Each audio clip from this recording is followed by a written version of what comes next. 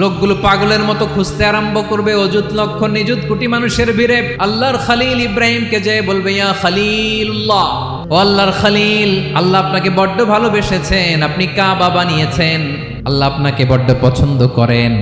দেখেন আমাদের কি অবস্থা। আপনি যে আল্লাহর কাছে সুপারিশ করেন যেন আল্লাহ আজকে বিচার শুরু করে। আল্লাহর নবী ইব্রাহিম বলবেন আমিও পারবো না, আমি আমার জীবদ্দশায় 3টা মিথ্যা বলেছি। কয়টা?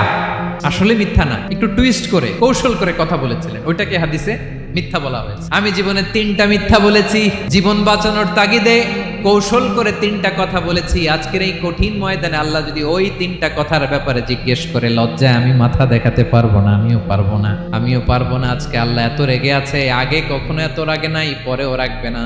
তোমরা সবাই মিলে বনি ইসরাইলের নবী মুসা আলাইহিস সালামের কাছে যাও। সবাই এবার যাবে মুসা আলাইহিস সালামের কাছে, যেয়ে বলবে ইয়া নবী আল্লাহ মুসা, আপনি ছিলেন কালিমুল্লাহ, আল্লাহর সাথে সরাসরি কথা বলতেন, রব্বুল আলামিন আপনাকে তাওরাত কিতাব দিয়েছেন, আপনি যে একটু সুপারিশ করেন। আল্লাহর নবী মুসা বলবেন মাফ করো, আমিও পারবো না, আমি দুনিয়ার বুকে ভুল করে একটা মানুষকে মেরে ফেলেছি। আমি